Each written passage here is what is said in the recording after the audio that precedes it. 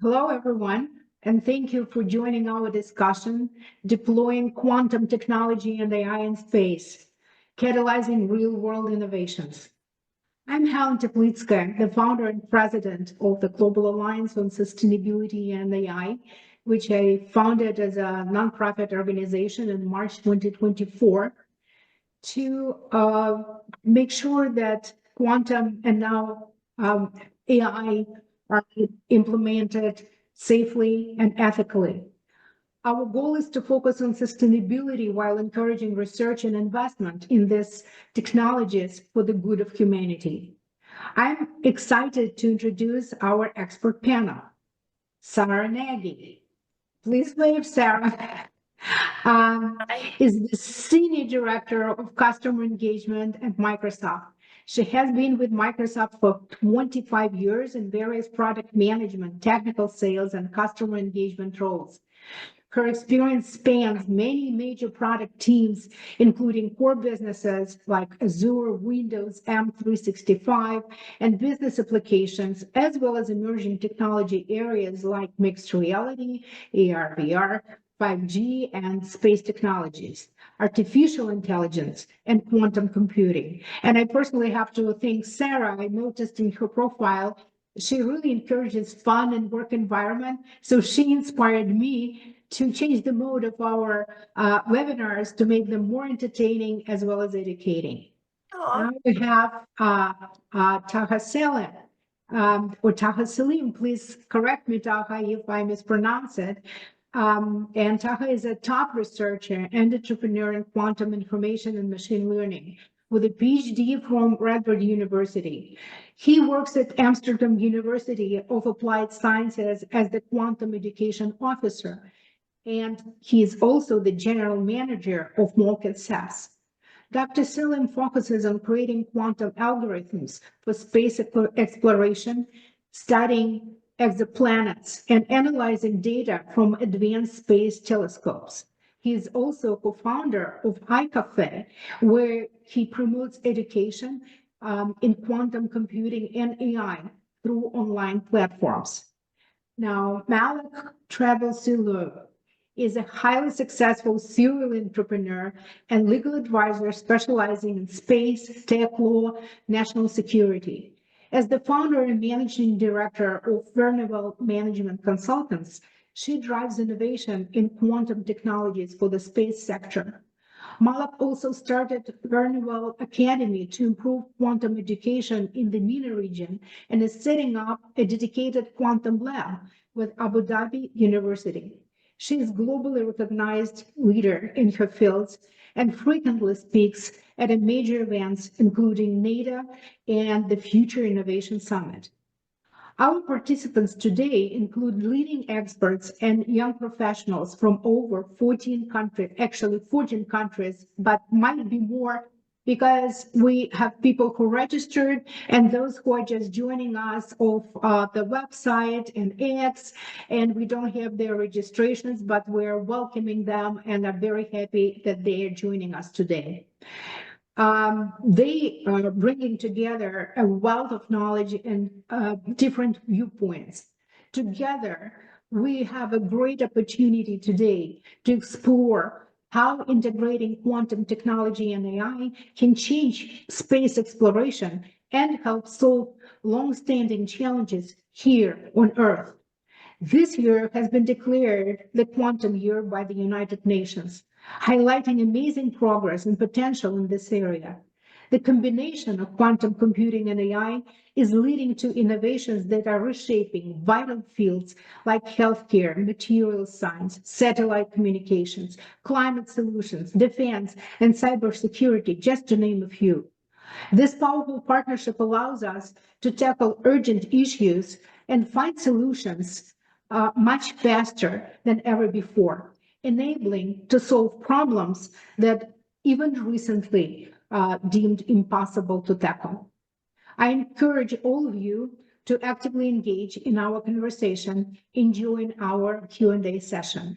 And now I'm really delighted to introduce Tom Tiesti, the GASAI Director of Technical Education, the ethical AI guy, who will co-moderate and co-host our event together with me.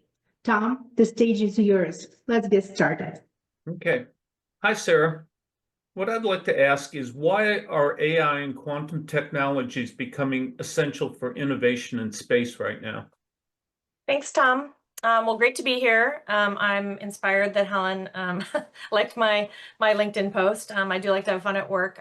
But when you think about space missions, these are very harsh, resource-limited environments. And so why AI and quantum are essential for innovation in space. AI can do things like enable autonomous navigation, flight control, fault detection, diagnostics, like, for example, monitoring thousands of onboard telemetry points in real time, being able to flag anomalies or things like assisting with docking procedures. So there's a lot that AI can do for innovation in space. Quantum, on the other hand, can solve these very intractable problems. So things that might take us weeks or months or years that a classical computer would need to solve, things like new material discovery. Quantum can do this in a fraction of the time. And so if you're talking about space travel, if you're talking about spacecrafts or mission attire, like the material for the suits that they're using for missions, these are things that quantum could accelerate our ability. And so we believe that these technologies are very important tools that are going to really enable us with real world space innovation. How is Microsoft enabling space missions? We're really at the forefront of these space missions through a variety of technologies, AI, as edge computing, quantum. We have a variety of products in Azure, and we have strategic partnerships with a lot of different organizations like NASA. I want to give you an example. One example, we worked with Hewlett Packard Enterprise, and they have this thing called the Spaceborne Computer 2. That's a long word, so we just call it SBC2. And so they've deployed this computer on the International Space Station, and it's designed to really demonstrate edge computing capabilities in orbit. And so that means it can process data locally on board the station rather than sending everything back to Earth. This is important because latency is a problem in space. And so this reduces latency, bandwidth needs.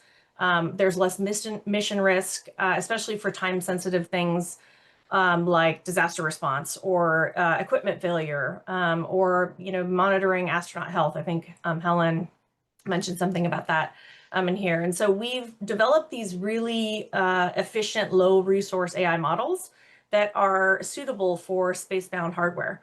So in collaboration with HP, this SBC2 can run these AI models using these workloads, and it allows astronauts and researchers to analyze satellite imagery. So you could detect things like floods or wildfires or deforestation in almost real time. You could monitor astronaut health metrics, so you don't need to uplink the raw data to the Earth-based systems. So there's a variety of things that this can do, but that's really where we see the technology, and I can share some links of more details on this if people want.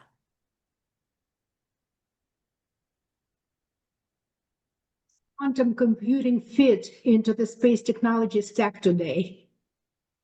Oh, I'm sorry, someone cut out. Maybe, what was the question? Oh, where does quantum fit? Yes. Yeah. Where does quantum computing fit into the space technology stack today? Yeah, there's really two areas where we see quantum related to space technology. One would be focused around security and secure satellite communications, and the other would be new material discovery. Those are the most prominent, I think, today. So, quantum has the potential to break classical encryption. So every algorithm that is out there today, quantum computers have the potential, not the ones that we've been building to make sure that they don't, but has the potential to break the encryptions there. And we call this, I never get this right, the way I say it, post-quantum cryptography. I have a hard time spitting those things out. So we call it, perfect. it's a mouthful. So PQC is the better way to think about it. And PQC is problematic related to making sure that we have thought about encryption. So we have designed this holistic approach, this framework. We call it quantum safe. We're working with NIST, the National Institute of Standards, on these PQC standards. And so we've got this framework that help customers look at all of their inventory of their assets, other tools and resources to actually support them so they can create a PQC strategy. But security is one. Advanced space materials, I think I talked about it a few minutes ago, but using quantum to discover and optimize materials. So things like propulsion, energy, protection in space. There's a variety of things like finding the perfect rocket fuel or radiation-proof composite for spacecraft. These are, things that quantum is suitable for. The thing I would add is that AI plays a role there. AI, high performance computing, and quantum together is how we really see this happening, because AI needs to analyze the vast amount of data, recognize the patterns. High performance computing, or HPC, can simulate and model those complex processes. And then quantum really comes in to provide the accuracy. So we don't ever see quantum being used like by itself. We're going to be utilizing multiple technologies when it comes to anything, not just space, but anything. It's really amazing. And, kind of to summarize the previous question, how is Microsoft supporting advancement of innovation in the field, like overall? Yeah, so we aren't building spacecraft. We are a company that is focused on building modern space innovation tools. So we are a platform tools and services company. If you've ever looked at our mission, it's to empower others to achieve more. And so that means scientists, engineers, mission planners, government agencies, all of these challenges are on the planet itself, as well as in space. And so we are providing a scalable, secure technology stack across a variety of things that I just talked about. We have this really deep partner network. We're always working with partners to scale that, because we can't do everything. And then we spend a lot of time, that's one of the groups I work in, we invest heavily in research and development. So we need to take the existing technologies and we need to look at what are the other emerging technologies like quantum and how does that play a role. But our job, I believe, is to power the ecosystem. So whether it be space or not, we want to make the innovation accessible, scalable, and security is key. Okay, let's move on to Malak. Before we move, there is a very important question that was addressed by some of our participants even prior to our event. And this is, how is Microsoft approaching the responsible and secure use of AI and quantum technologies? I probably think they mean like ethics in addition to security. Yeah, I'll just do it real quick in a minute. So we've had this long-standing responsible AI framework that's grounded in 6 core principles. It's things like fairness, transparency, inclusiveness, et cetera. We also have these heavy investments in what I mentioned before, which is quantum safe related to PQC, so that today's sensitive space data stays protected against these future threats. So ethics and sustainability and trust are core to Microsoft's strategy, regardless if it's for space missions or for any other business we're working on. Thank you so much. Tom? Okay, let's move on to Malak. What led you to expand your focus to quantum technologies and AI, and how do these areas connect with your work in space? Well, this is back to 2016 when we've seen, or we witnessed, the first Chinese satellite was deployed, and it was a quantum-based satellite, and it started beaming quantum communication in 2017. So working closely in activities, whether it's a contractual law that you have space activity in question, or whatever I do in terms of security and defense, there's a national security, of course. There's one thing that was compelling. What this means for international relations, diplomacy, the next wave of communications, space sustainability, and the race, space race. And at that point, started being very attracted by the technology itself and the basis behind it. And actually, I have my friend and colleague Taha. He will explain later on more about the quantum probably phenomena and how this is very important in terms of communication. Sarah talked about post-quantum cryptography, but I would speak about QKD, and he will be be explaining later on, I'm sure about that. I don't want to step on the expertise of my colleagues, but still, for me, it was very, very important to understand what are the implications on national security, because, and also on innovation, because if we look at the development of innovation in general, and going back to the space race when it started between the two kind of nations who were leading the space race at that time, was the United States and the former Soviet Union. It was a race in order to have supremacy in space. And for me, that moment was an inflection point. And I said, actually, this is the next race. It's not per se the space race, but it's going to be a race toward a technological supremacy, which has an implication on national security. And there where stealth activities are happening, because I did not hear about it before, that the Chinese are heavily working on activities like that to deploy, at least to my knowledge. And that what really was something to, it's a wake-up call or an inflection point in order to go there. And actually, even with the AI, for me, and robotics and everything, I said this is the next wave of race as we see it today. So that was the reason why actually space led me to quantum, and quantum led me to everything else I do right now. So actually, it's a loop. I don't know.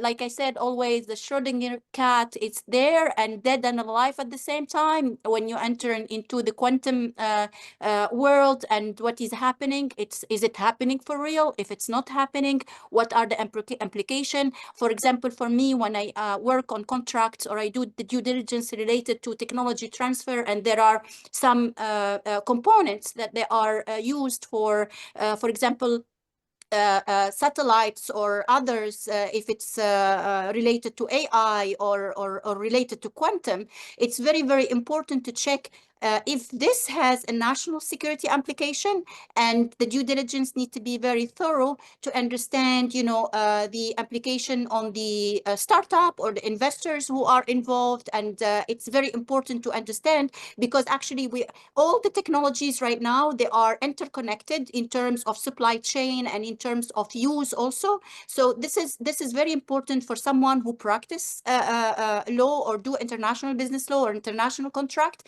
in this kind of field to not be left behind. Otherwise, it will be mess to be left behind later on and work on contracts which could bring implication on the actors or the stakeholders at the end of the day.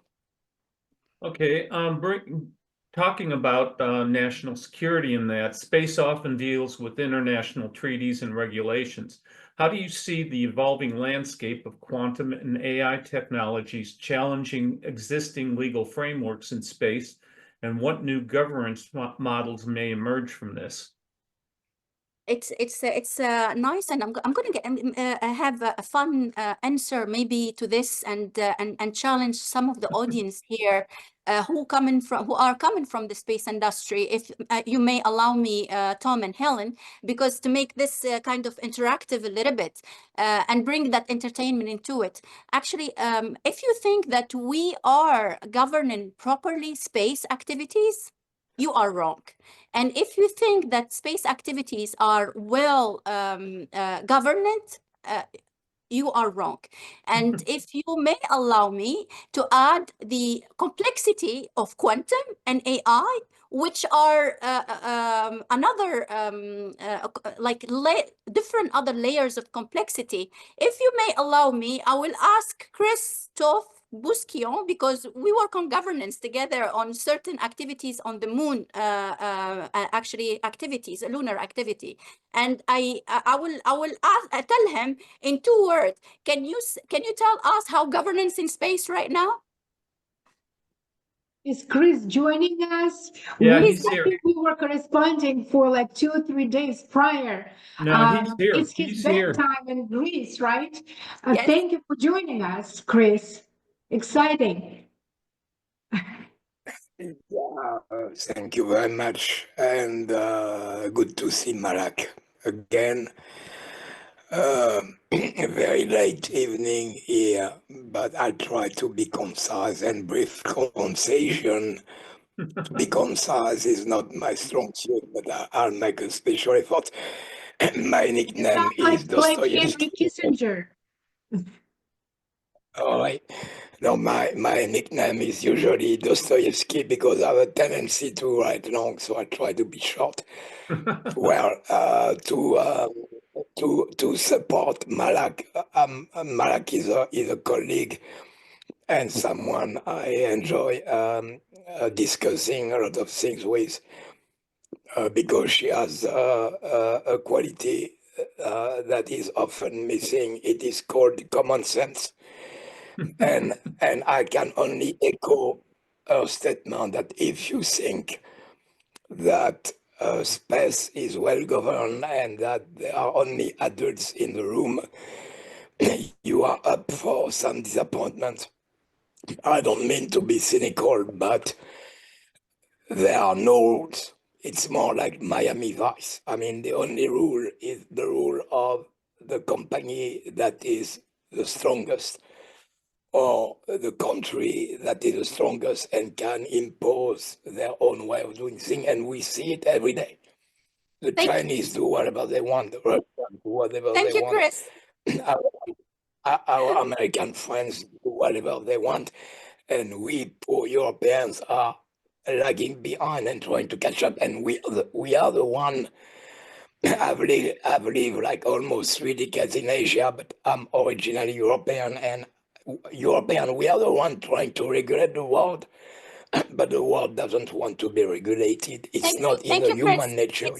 I asked 2 words actually. You went beyond the 2 words. You know, I had expected you to say the Wild West, but you said it in another way. We will have to have a special event dedicated to this theme. I find it fascinating. So let's have a special event because it's really exciting, and I'm pretty sure the audience will be interested if we do it kind of on a special occasion. Thank you, thank you. I thought Actually, the yes. 2 words were Miami Vice. Yes. So actually, we are having a lot of gaps in international space laws because the international treaties, they were erected during the Cold War in order to calm that war that it was going on, and the connection to the new space of today, as we see it with the newcomers, what we call it in legal writing or international business law, they are the new space actors or commercial space actors.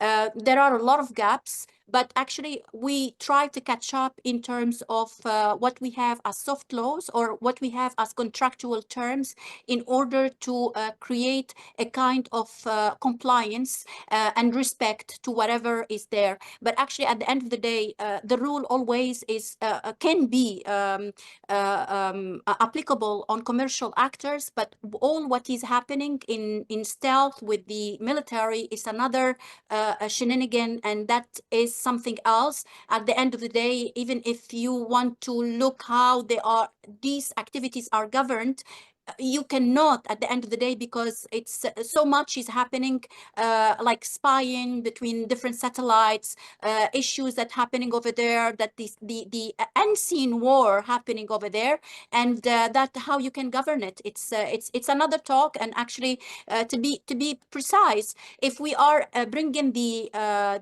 governance of AI in that, of course, it is a new field to be added as complexity and layer of complexity into the whole scheme and this new universe.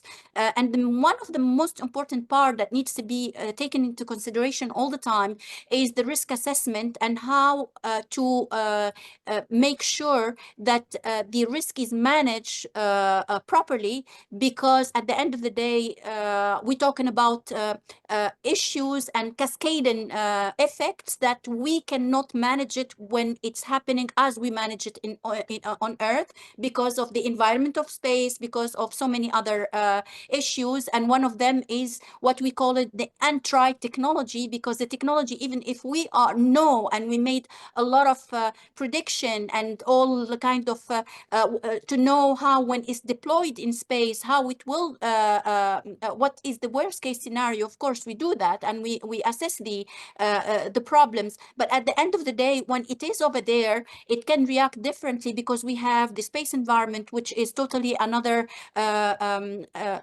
problem that it is there when we are talking about space risks.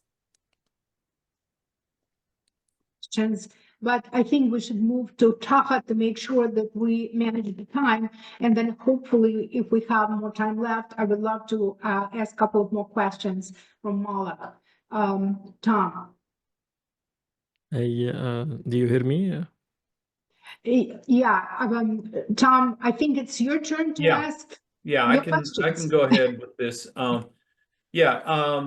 Taha, you earned your PhD researching molecules in space using powerful computers. Now we're hearing about exciting new technologies like quantum and AI. In simple terms, what is quantum AI and how might it be a game changer for tackling really complex problems like understanding what's happening in space?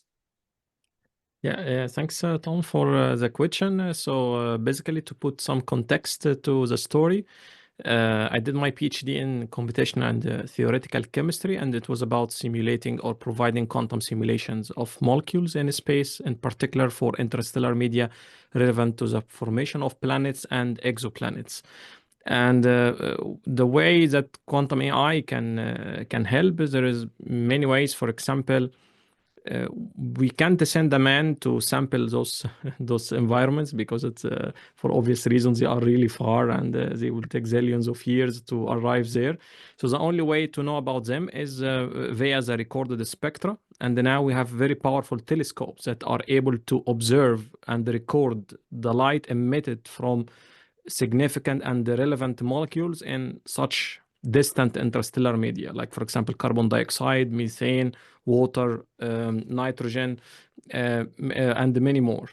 And the spectra that we receive contains the information about those environments. However, in order to decipher the information and retrieve them from the spectra, we need to somehow to know how these molecules are talking to one another.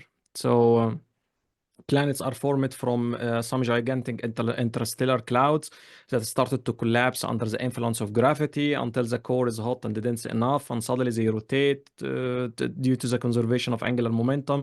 We end up with a pizza-shaped like interstellar cloud, and suddenly the planets come from this. And to know about the chemistry, we need to retrieve this, and we need to provide accurate quantum simulations, and those are really computationally intensive. For example, to know accurately how molecules can interact and can impact one another. These calculations based on first principles might take weeks or months. So that's a challenge. And the second challenge, do you have the algorithm to do this? And do you have the correct formalism? And the quantum AI can sort of help in scaling the formalism. Like now we can have an algorithm that explains the small molecules. What if we have a big molecules? We want to simulate a drug chemistry in space, or even operate on a quantum computer in space and on qubit. Those are larger systems, and definitely we need significant theoretical work, and AI can help scaling up the theoretical formalism, pretending that it is inspired from quantum data. So the models have been trained already on quantum algorithms, knows exactly how these algorithms grow with quantum systems, and then help predict what could be the suitable formalism for larger systems. So that's first take, or the first expected advantage of AI. The second thing is that, of course, speeding up a bit of quantum computer and get some knowledge from the quantum simulations that can help us understand more about the quantum systems. Okay, when you were doing your simulations of molecules colliding in space, what were some of the biggest limitations that you had, biggest limitations of the computers that you had to use? How could the unique capabilities of quantum AI, which combines the power of quantum computers with artificial intelligence, potentially overcome these hurdles and allow for even more accurate predictions about things like planet formation?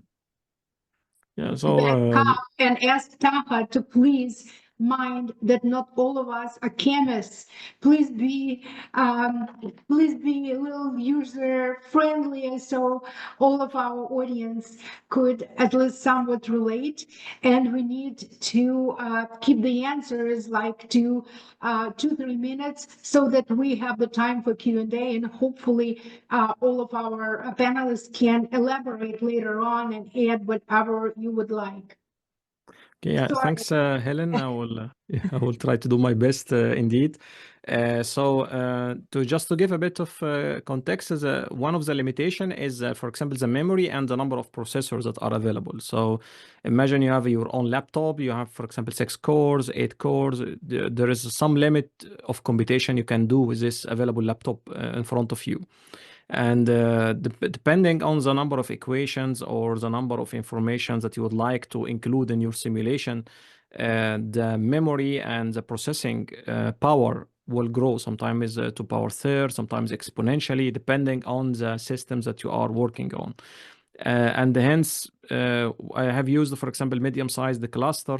And even with that, we took like many days to finish a particular simulation. And if you have like a few simulations, then suddenly few weeks are gone out of time. And the question is where we can simplify the calculation. So where we can give a bit of attention to the simulation, which part, and which part we can ignore. And somehow quantum inspired machine learning and artificial intelligence can help in deciding about the data, which part of the data is relevant to your simulation, so you don't consider the full information that are available or are at your disposal.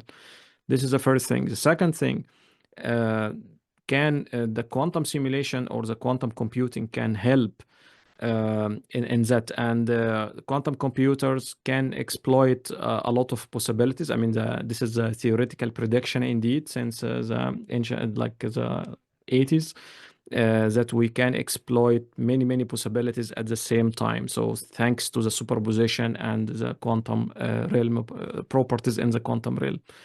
So can we leverage this to simplify the computational time? This is the question. And there is a lot of use cases now. We are working on to use the quantum computer and quantum computer combined with AI, and also quantum AI, which is not limited to quantum computing, but it also can learn from quantum information and the quantum algorithms in general. And so far, there's a lot of good use cases we are using now that can help in providing efficient simulations, and also enabling like larger systems that are relevant to the industry, but also relevant to research in medicine and material design. Well, we need to skip some of the questions that we had for you, Taha, kind of in the interest of time, but there is one that I still would like to ask. You mentioned that your simulations were computationally intensive. Could quantum AI help automate some of the difficult steps involved in setting up and running these kinds of simulations? How might this make it easier for scientists to explore different scenarios and potentially speed up discoveries about the molecules that make up planets and stars? And if you can, kind of bring it up down to earth and explain why is it all necessary? Why shall we invest as much as is being invested and dedicate as much effort and financial support to this area? Yeah. Thanks, Helen, for the question. It's a very interesting one. And indeed, I will start from the bottom up, so from the last part, and then we go to the first one.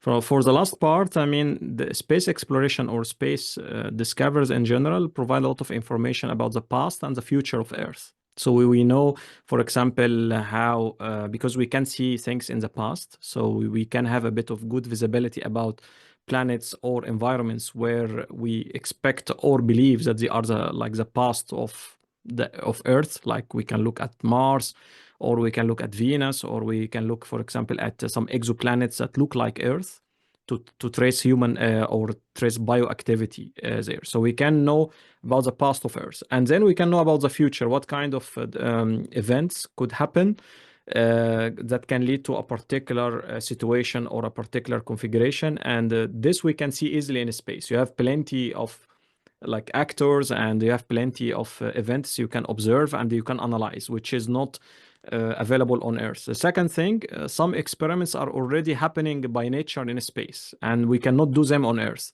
Like, for example, collision of molecules at high speed. Like the way that some stars are operating and giving like highly energetic particles. These things we cannot do them easily on Earth. There is also things that are away from influence of gravity, and like that can also impact, in particular, drug discovery and understanding the human, like for example, blood activity and the cell activity and so on. And those kind of information are really relevant to compare to what is happening already in experiments on Earth. So typically, those experiments are compared to one another. The second thing is that can we like retrieve, we receive a spectra and we need to make simulations for that.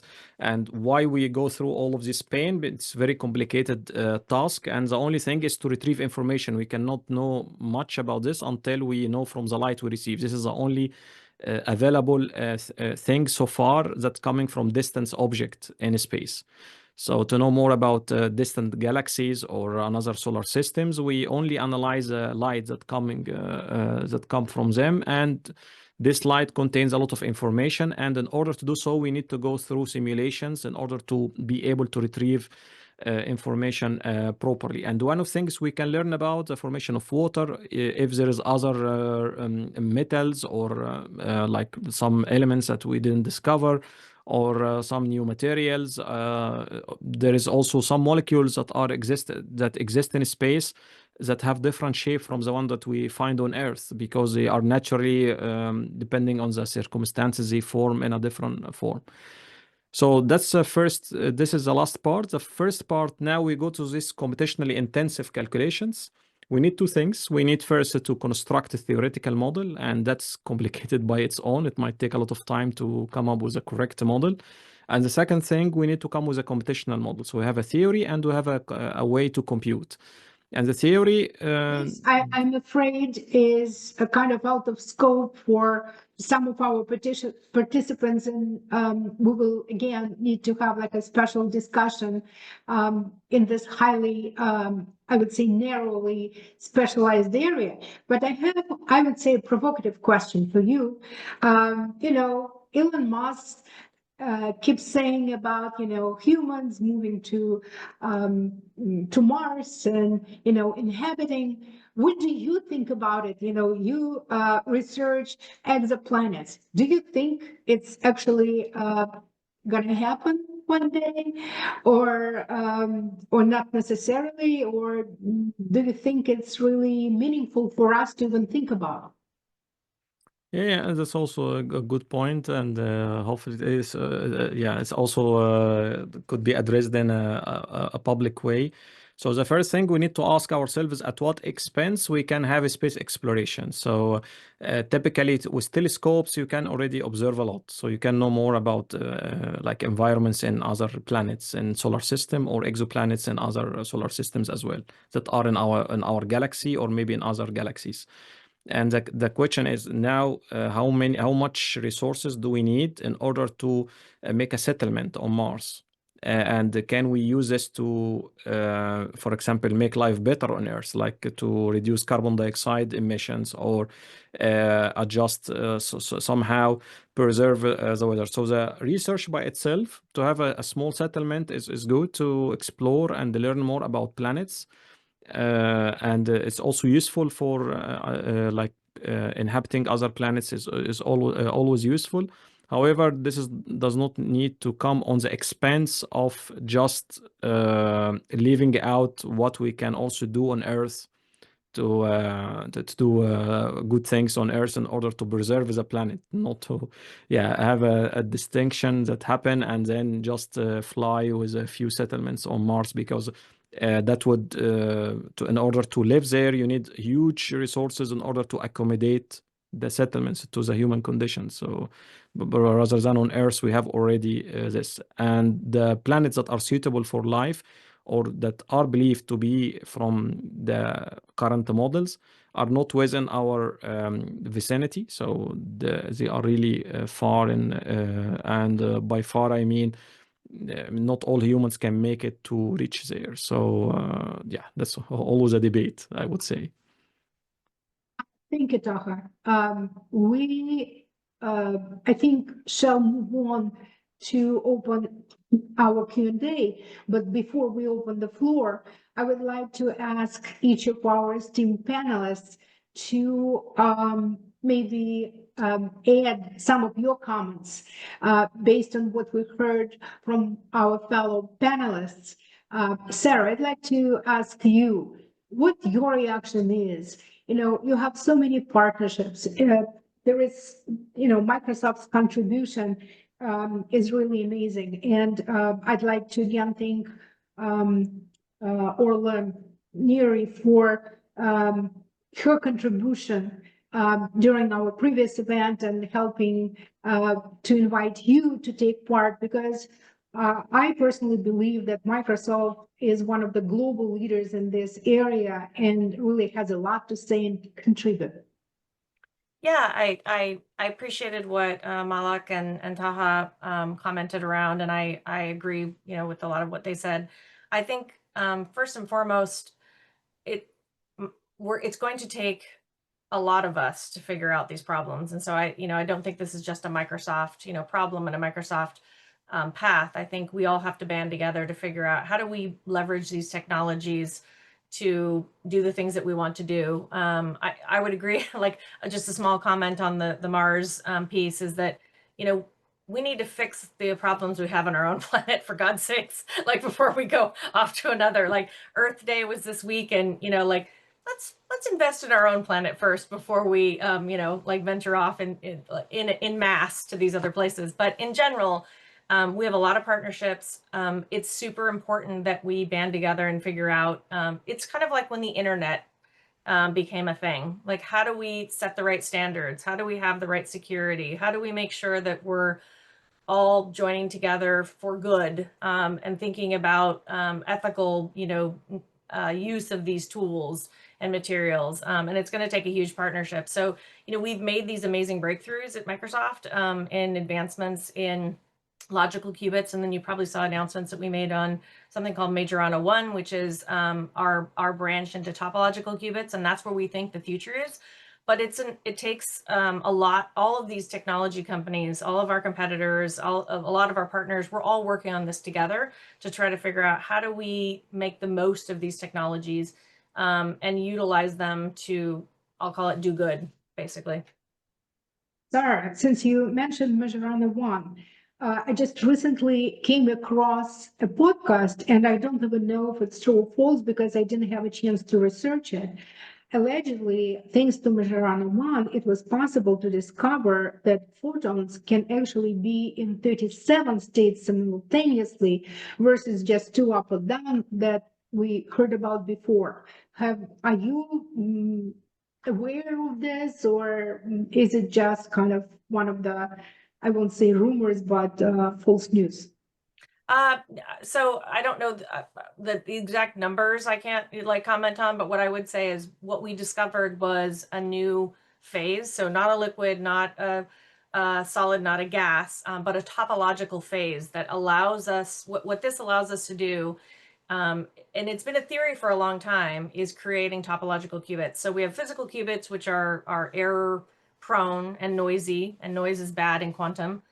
We have logical qubits, which are a combination of physical qubits that work on, we provide this error correction basis that allows us to be able to add more of them to a quantum computer to actually get to what we'll call like a classical or a quantum advantage. So like actually having a commercially viable quantum computer. Topological qubits is something we've researched and it's been a theory for a long time. So Majorana 1 was our first broach into being able to prove that it can be done. And that allows us to have much smaller qubits. So like if you saw Majorana 1, the chip is about, yay big.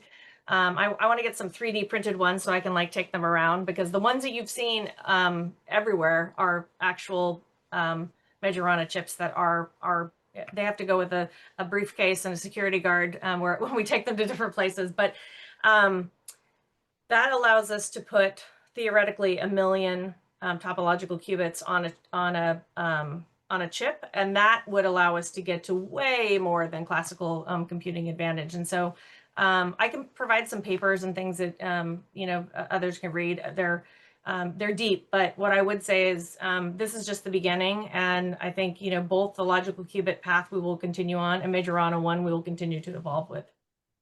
Thank you so much. I will take you on your kind suggestion to share some papers. What we can do, we can create a post and attach the links and make them accessible, because I'm pretty sure that our participants would be really, really interested in this information. And we have I promised that our event today will be very interactive, allowing our audience to participate. And I see that one of our actually former speakers, the panelist, Ariel Ulanov, has a comment. We mentioned PQC, and this is what his company focuses on. And he says, you can ask me to pitch in if you like. Ariel, we would like to give you 1 minute to pitch in to make sure that at least we are aware. Happy to do that. I'm going to try and do it in 30 seconds because I actually have some questions for that I want to ask the panel as well. Broadly speaking, so as the speakers mentioned, a lot of work is being done on quantum resilience, post-quantum encryption, et cetera. One of the things that I'd invite the people in the audience to think about is planning for quantum resilience. Most companies run anywhere between 1 and 10,000 different software applications as part of their work. In the work, and we're helping companies plan for quantum resilience. At least 60 to 80% of those software applications either are already quantum resilient, like Zoom, which is what we're using today, or have a roadmap for quantum resilience, like Microsoft Office. Some more are don't have a roadmap, but have pluggable encryption, so people can use these things themselves, like SQL Server. But 20 to 30% of the applications that are out there have no path to quantum resilience, and helping identify what those are and replace them between now and what they call Q-Day, which could be as soon as 3 years out and as many as 20 years out, depending on who you ask, but is definitely coming, is some of the stuff that we're focusing on. So just a quick plug. Back to the questions on space. I have actually 2 questions, and I'll just field it. Is anyone aware of work being done? Because one of the areas is that quantum communications, while unlike science fiction, can't go faster than light. It has the potential to dramatically improve both the quality and the bandwidth of space telemetry. Is anybody aware of research being done on that? And the second area of quantum and space that I wanted to see if anybody knows anything about is in the field of manufacturing. With possible exception of topological, many of the methods for generating qubits require extreme environments, and space might be very well suited to that. Is anybody aware of work being done in that area? I might step in a bit. As you have said quite rightly, I mean, the space has, of course, a suitable way to operate the quantum computer, especially the one that require cryogenics. It will operate in a much better way in space because there is less noise and less interference from environments, and of course, the temperature is low already.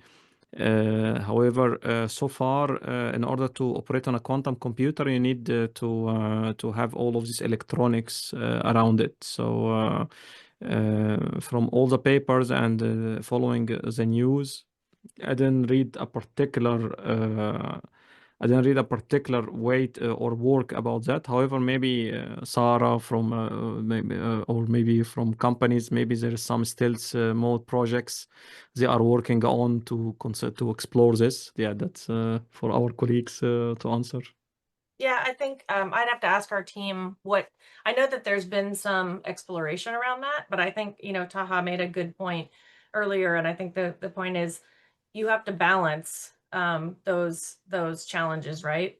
In terms of, yes, you need cryogenics, you need, it can't be noisy, interference, et cetera, but then you've got to balance the need for the other components of the quantum computer. And so at what point does it become cost prohibitive to try to do these things in space versus what we're trying to do is make the components smaller, such that a quantum computer would be one, you could make more of them. Two, they'd be more sustainable. Because like Microsoft and every company has some type of sustainability effort. So we have to kind of balance like what's a sustainable effort?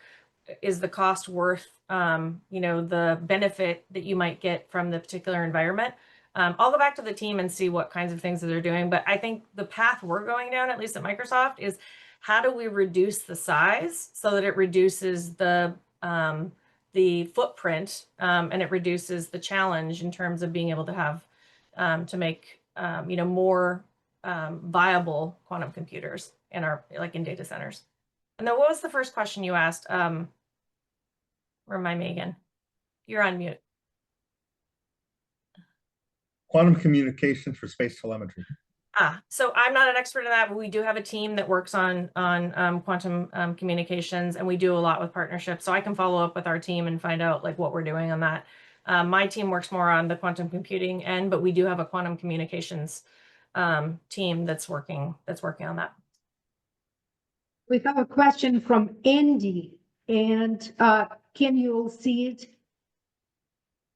Yes. I understand this is a global discussion. However, I'm curious if companies, Andy, would you like to ask it yourself? You're mute. Yes. Hi, everybody. Yeah, ask your question. Last time we did iron, so I'm happy to ask that question. I am just curious I know this is a global discussion and we have people on the call from around the world, but I am curious, given the DOGE cuts or plan cuts at the federal level, are we, especially with organizations like NIST and DARPA and NASA even, are you seeing a slowdown in terms of the work that you're doing, or a delay with a reduced headcount yet? In other words, are your technologies slowing down due to what's happening at the government, or is it not yet impacting the contracts that you're working on? Oh, I can speak for Microsoft. It hasn't impacted us yet, but well, first of all, let me apologize for the US to everyone on the panel for the craziness that's happening in the United States. Yes, that's agreed. I'll just apologize on behalf of America. Like, it's embarrassing to be an American these days. But that being said, it hasn't impacted us yet, but I think that we are considering that might be something. We do have very strong engagements with all of those agencies, and we're working specifically with DARPA on a bunch of projects, but quantum for sure, as well as NASA with a variety of projects. We haven't seen a challenge yet, but I think we're all sort of anticipating if there is a challenge, like what do we then do in terms of the project scaling. But let's cross our fingers and hope that I don't know, there's a miracle and then this all gets worked out much quicker than the situation we're in today. Thank you. Thank you, Sarah. And actually, if I may step in, because yeah, it's part of my work related to all these issues that it can slow down tech transfer and so on.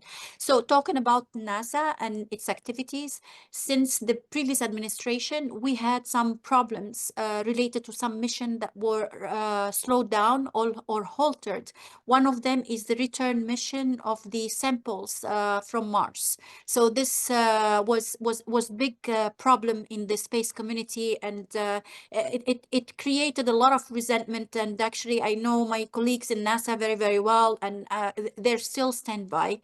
So actually, they have hope that these kind of missions, it will be back on track, which we hope, all of us, because we've seen before that the space, let's say, governmental expenditure in space activities, they flourished during Trump administration the first time.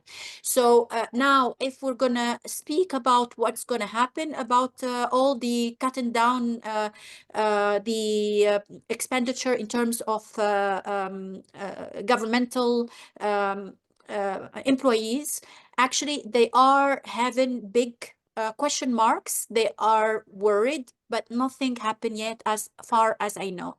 So for me, with all what's happening, whatever, and it's saddening to see segregation and issues with international trade and everything, but at the end of the day, I don't enter into politics, and I would never do, because I'd like to be always keep my personal thoughts for myself, unless I have to talk. But the point is, I believe that space will see some further it would be kind of emergence that we've seen it with the first administration. Now, talking about the question, Barry, I think, or I forgot the question regarding the space related quantum computer. I remember in 2021, MIT and NASA, they were working on a project to put on board of the ISS a quantum computer, but I don't know what is the situation so far after that. I did not see papers or anything that it is done. And when it comes to space-based communication and telemetry, yes, it's Andy. Please check the work of TII, Technology Innovation Institute, which is the arm of the Technology Council. It's a governmental entity of Abu Dhabi. They put a lot of money and efforts, and it's one of the emerging scientific institute. So we say it institute, but it's not university. It's institute doing research, and they have different arm for commercialization and other and investment and so forth. They announced the ground station with satellite in partnership with the space agency in UAE. So it's something to look at, because they are so much into space, like in intersection space and quantum safe networks. Thank you both. Thank you. Andy, you have another question? I think we need to let other participants to chime in as well. And if we have time, we'll get back to you. Okay? I was just giving information to Ariel. Oh, okay. You can do it via chat. And in fact, he did. Okay. And I thank you for it, Eddie. Thank you so much. And I encourage all of you to use GASAI as kind of a medium for further collaboration and networking, because that's why we're here, to make sure that we build a community and we all can collaborate, because no one, even the greatest company on earth, can unilaterally solve these problems. And I would relate to Sarah, how she made a comment. I would like to be a little more optimistic. And America will remain a great country, and continue to contributing to the global science and well-being and humanity. Right now, we live in a very interesting time, right? All of us. I see Sophia Ananui, also our previous speaker. Sophia, are you on? Yes, I am. Can you hear me? Yes, we can, but we can see you. Tom, can you make sure we can see? Yeah, can you? I just gotta talk a little bit louder and say a Yeah, lot I can harder. I can see her just Yeah, fine. I can see her as well. Awesome. We can see Greetings you from clearly. Hi, Sophia. California. Okay, Sophia, what's on your mind? You know, for me, it's always and thanks, Kathleen. I appreciate the shout out. I'm my angle has always been around amplifying scientific innovation, and so I've interviewed 66 guests on my podcast to date, and I've asked them what is your definition of scientific innovation.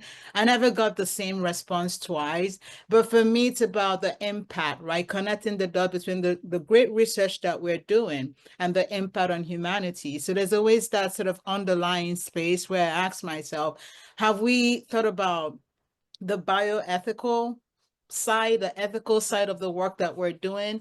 And what do we think about how some of what's going on in the world today is going to shape the impact from an ethical standpoint? I feel like ethics has somewhat been diminished because we're going back to, you know, being more capitalistic, but is there a price to pay for that? And what are your thoughts really around ethics? That's really what I care about. Sarah, you want to be first? Yeah, I can take it first stab. I think it goes back to what I was talking about related to responsibility. And so I think we all have a role to play in building responsible products. So having frameworks, having guardrails to make sure that as we build the products, we're thinking about security, privacy, fairness, inclusion, transparency, and being transparent about how we communicate out about that. And so I know, like I said, at Microsoft, we have these underlying principles for every product that we build. We have these champions in every single org that looks at responsibility, that looks at those types of elements. You know, humans are inherently biased, and so we have to think about, as we build products, how do we consider the ethical implementation of those particular products. So, like, for example, you know, if you've got AI on a satellite in space and it's pulling in information, where's people's privacy? How do you think about, privacy in that realm? And so I think it's again going to take a village. There's a lot of things, but I think each company needs to be thinking about, what are my principles related to this? How do we ensure that we're adhering to some standards? And then I think, again, I'm with Malik. I don't want to be in politics, but I do think that we need some governance and some guidance around these types of things so they don't get out of control. I don't want to be part of that. I'll be part of building the ethical products, but I think it's super important that we have some regulatory agreement, and we've got some, guardrails and some parameters so that, these things don't, there's always going to be bad actors. So how do we plan for those types of things? In And December, GASAI had an event. We were talking about the upcoming policy changes, about the guardrails, what the status will be. Will some of them at least survive? And what we see now is kind of far away from the level of priority that we were hoping for. But you know what? It depends on people like us. No matter which companies we are affiliated with, we can always, drum attention and reach out to those who we elect at a variety of levels and scream about what needs to be done and make sure that we are heard in a constructive way, being very eloquent. And again, I would stress constructive. Otherwise, our policymakers have so much on their plate, they are carried away by those who are louder. And, yesterday was an Earth Day. And, Sarah, I loved your post and the photo, and then Orla chimed in, and, but Earth Day is every day. And if we don't care about ourselves, about our kids, and in my case, grandkids, not just children, nobody will do it for us. So it's our responsibility to assure that guardrails, without stifling the innovation, without, choking it, it's another subject, and probably we shall have an event especially dedicated to it again, to talk about the status and what shall we do, because we talk about guardrails. Now, quantum in combination with AI is becoming a really an unstoppable force, and it can generate as much good as it has the potential to generate other stuff. I don't want to discourage us, but particularly in cybersecurity area, those who have the keys to this cyber coding, and I agree with you, Sarah, that it's difficult to pronounce, but we all understand what we are talking about, about cracking the codes and about the bad actors having access to quantum coding, penetrating and hacking, encrypted material, which might be really catastrophic. I was looking for a good word. So Malak, what do you think? I don't know if you know me or not. I'm known to speak up and loud and without any, making things. I don't give roses and and flowers. Actually, there is erosion of values that is happening.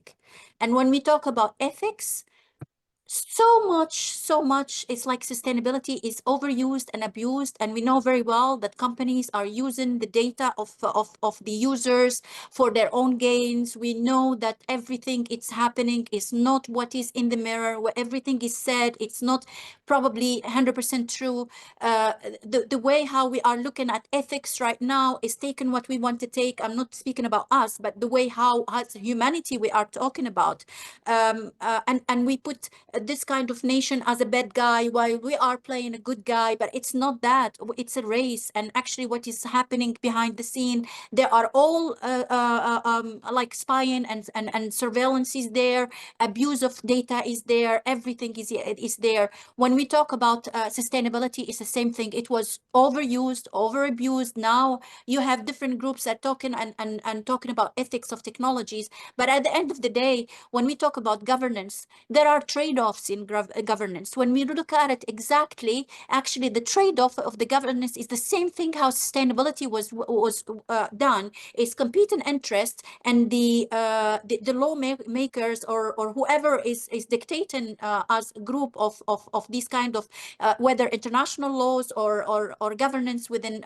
one jurisdiction, is always, what is the best for the national security of the country. So here, when we are talking, we talk somewhere in a way that probably we are not aware about what's happening, or maybe we are in a state of hypocrisy, while the real value that we need to stay by and stick by, which is human rights, is eroding. So this is my thing that I wanted to say.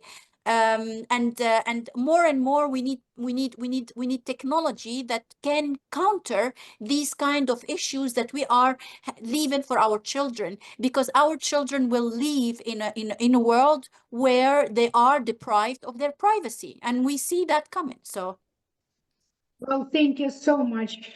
If I could, I give you a virtual million roses right now. You said that you don't get them too often. You're a beautiful person inside and out, and I'm pretty sure you do get your flowers, but I send you a virtual million roses. I said I talk without flower. I say the truth bluntly, so I don't put it in in a nice little flower bouquet to give it. It's like straightforward and very harsh, and this is what I like. I like to say the truth and walk the talk. So this is a thing. Yeah, this is great. Tom, you wanted to say something?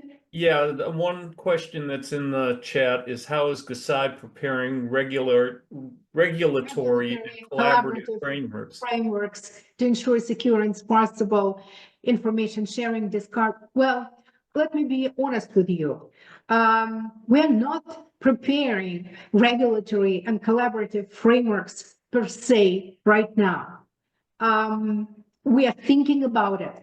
We need more might, and we need greater engagement of experts like the panelists we are really privileged to have today, and we need many more to do it meaningfully and to do it efficiently and to get through those who are responsible to making it happen. However, I really appreciate the question, which is from Rich. How do you pronounce it? I'm so sorry. I cannot pronounce it correctly. Please correct. It is Rich Qua. It's Rich Qua. Rich Qua. Thank you so much. But if you would like to volunteer and engage in this effort and help us coordinate this kind of collaboration, I'll be open and grateful, and I'm sure Tom will be too, to embrace this task, this mission, I would rather say, and I'll be happy to discuss it outside of this event, but thank you so much. It's a great question, and we shall follow up on it after the event. Taha has some insights also. Yeah, yeah, thanks, Tom. So I wanted to complement what Sarah and Malik have already brilliantly explained about the ethical part of the technology. So in the EU, there's two ways to preserve the ethical part. There is also the personal responsibility, how we are gonna conduct research, but also make products. Like for example, in our startup Molkit, we try to use, for example, data that have no personal like influence or personal traces or anything related to chemical data and the molecules and so on. The second thing, it's about the local regulations. And in the EU now, there is tough regulations regarding AI models and the way that you use AI and the way you train your AI models. And if the training involve personal data, there is very tough boundaries and tough limitations on that particular use. So in order to keep privacy and sustain the personal spaces and have the right to have a good privacy, I think such way of EU should be adapted, like have very tough regulations on how companies are manipulating data, how they are using surveillance sensors and the cameras everywhere in the way that they can train a model. And if so, and if things come with a prior consent from social media or from anything, I think that would benefit, would make the product ethical. But now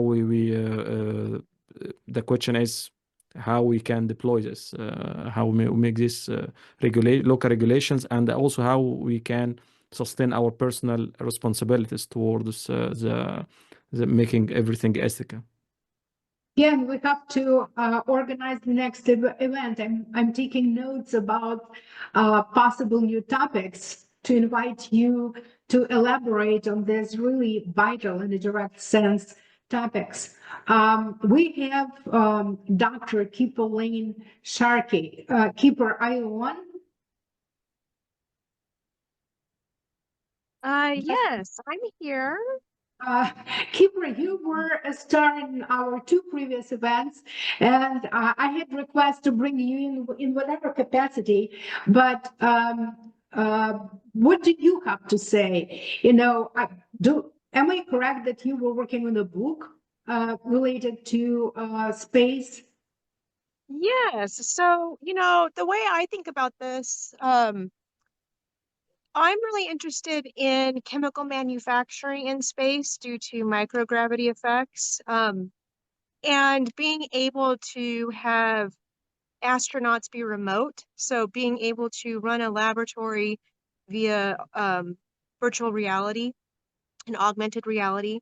So basically having robots in space working on chemistry, and then being able to manufacture those all of that in space and then bring it to Earth, back to Earth, so we don't have to do manufacturing here on Earth. I think that's really important. And there's a lot of ethical stuff like that. Say hi to the kiddo.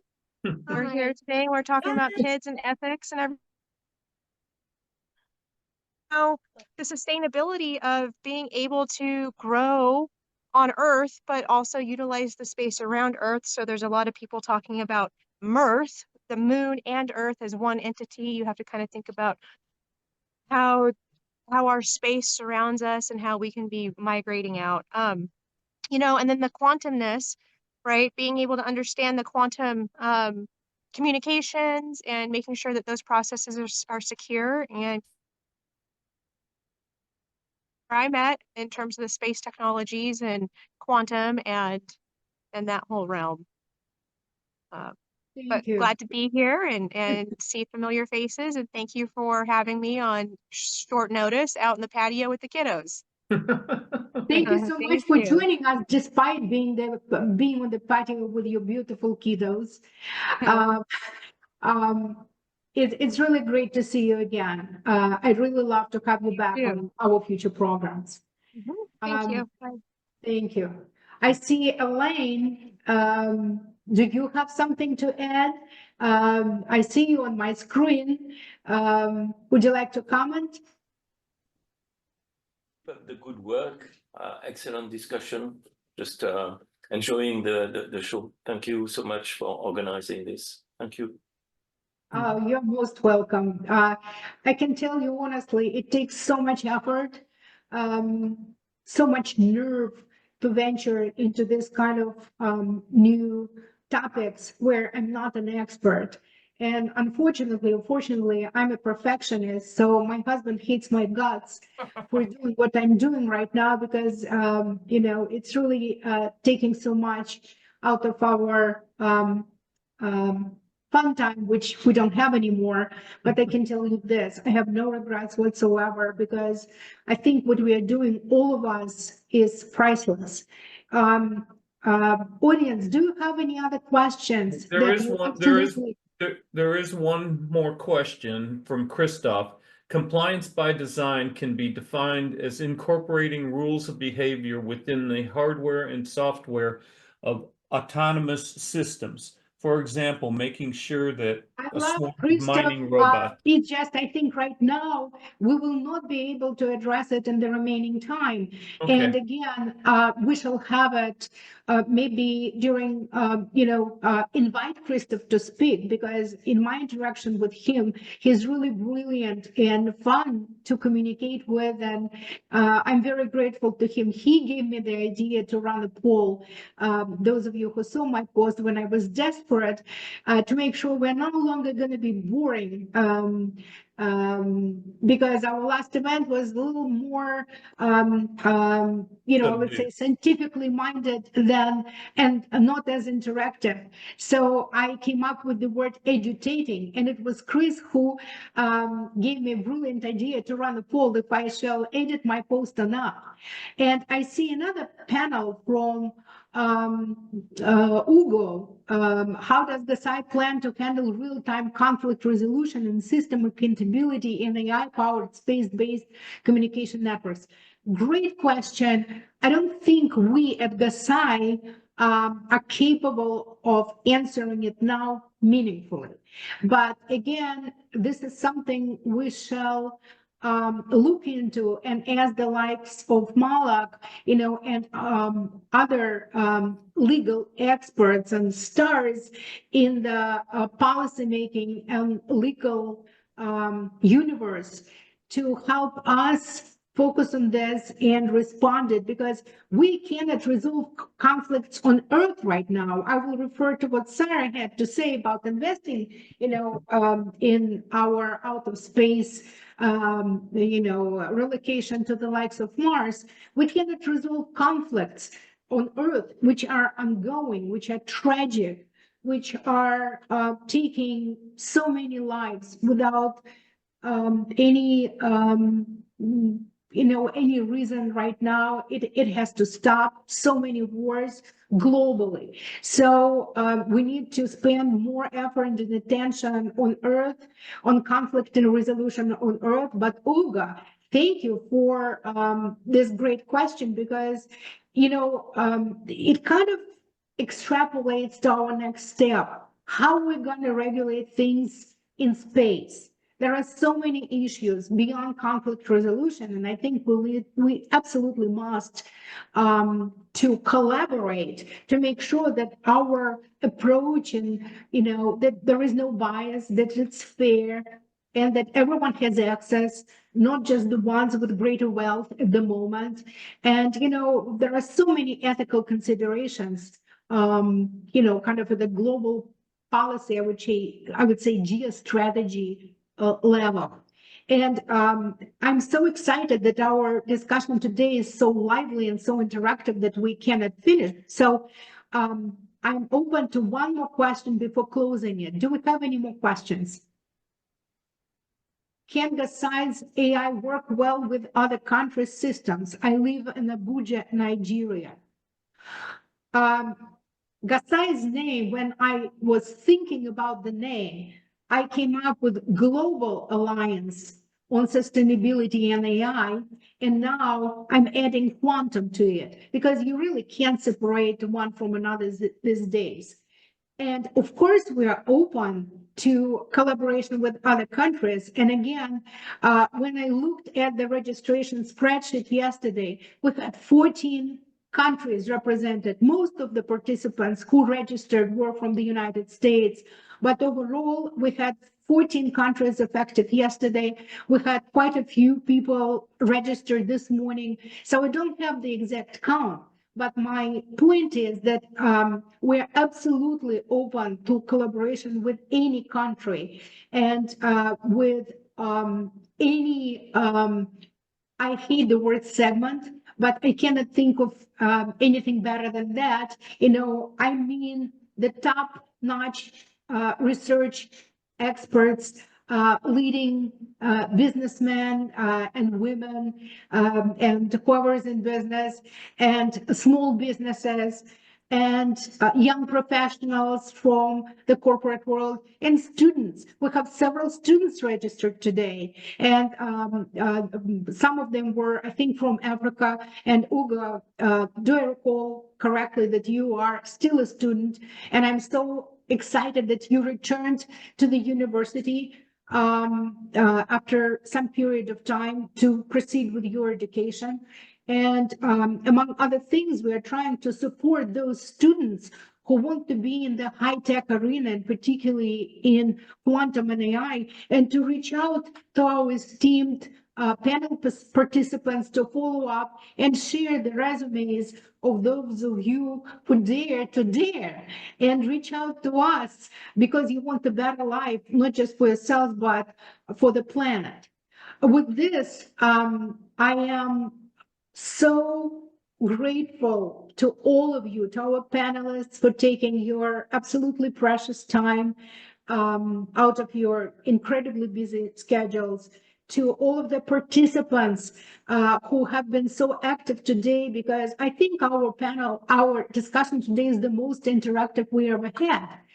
And all I can say in conclusion is I'm a strong believer. Tom and I don't promote ourselves, so we don't, I didn't want to say brag, but we don't reveal too much about who we are. I encourage you to look at Tom's profile. It's pretty amazing. And I will say just 2 words about myself in closing.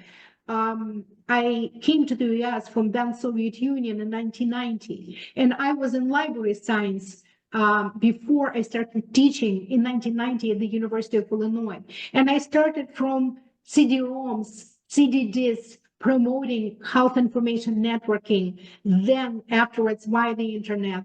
And now, my husband and I have discussions about Brownian motion and how it is related to quantum mechanics. I interface with the likes of Bob Cook, thanks to whom I invited Malak today. Bob Cook is the chief scientist of Quantinuum. So we are building an incredible network. And first of all, we are humans, and machines will never, I hope, will never be able to replace us. They shall augment what we do, and we shall continue to control them.